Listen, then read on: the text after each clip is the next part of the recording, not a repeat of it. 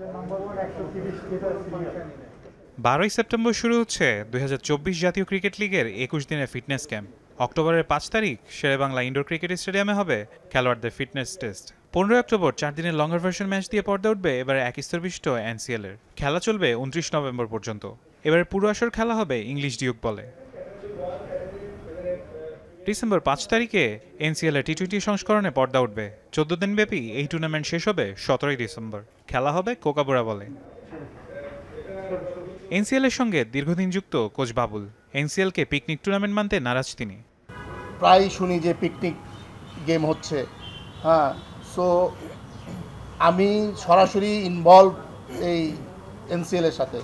So আমি জানি যে এখানে পিকনিক খেলা হয় না কি খেলা। সো যারা এরকম কথা বলছেন, রিকোয়েস্ট করব তাদেরকে মাঠে গিয়ে খেলা দেখতে। যে কোনো টুর্নামেন্ট নিজেকে প্রমাণ করার দারুণ সুযোগ।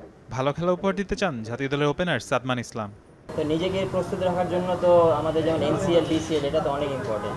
তো সবসময় চেষ্টা করি যাতে এখানে যে ম্যাচগুলো হয় ম্যাচগুলো খেলে নিজেকে যেভাবে রেডি করা রাখা যায়। আর অবশ্যই যারা আপকামিং প্লেয়ার তাদের জন্য অনেক বড় সুযোগ। এবার আপনার 7টা ম্যাচ, তারপরে আবার বিসিএল আছে। তো যারাই অবশ্যই মানে সবারই ইচ্ছা থাকে পারফর্ম করা, তো পারফর্ম করে এখানে রেডি হয়ে ন্যাশনাল টিমের জন্য ভালো সার্ভিস দেয়। সবার দাবি স্পোর্টিং উইকেট। যদিও গেলবার ডিউক বলে সেঞ্চুরি মাত্র 2টি, তাই তো ডিউক বল নতুন হলেও থাকবে মানিয়ে নেবার প্রচেষ্টা। আমাদের ডোমেস্টিকে যে রকমের উইকেট থাকে, তো আমরা এক্সপেকটেশন রাখি যে আরও কোয়ালিটি উইকেট, আমাদের উইকেটগুলির মান আরও ভালো করা যায়। আপনি গ্রাউন্ডের কথা দেখেন, আমাদের ম্যাক্সিমাম যদি একদিন বৃষ্টি হয় 3 দিন খেলা অফ থাকে। যেখানে যদি আমাদের ডোমেস্টিকের ফ্যাসিলিটিসগুলি ভালো থাকে তাহলে ইনশাল্লাহ আমরা টেস্ট ক্রিকেটে আরও ভালো করব। বাংলাদেশ ক্রিকেট রিসেন্টলি টেস্ট ক্রিকেটে যেই ভালো ফলাফলটা করেছে, তো এটার পিছনে অবশ্যই এনসিএলটা খুব বড় একটা প্রভাব রাখে। কারণ আপনারা জানেন যে গত 3 বছর ধরে ডিউক বলে খেলা হচ্ছে, তো এটা একদমই নতুন ছিল আমাদের জন্য। আর হোপফুলি যে এইটার সাথে আমরা খুব আরও এই বছর আরও ভালো প্রভাব করতে পারবো।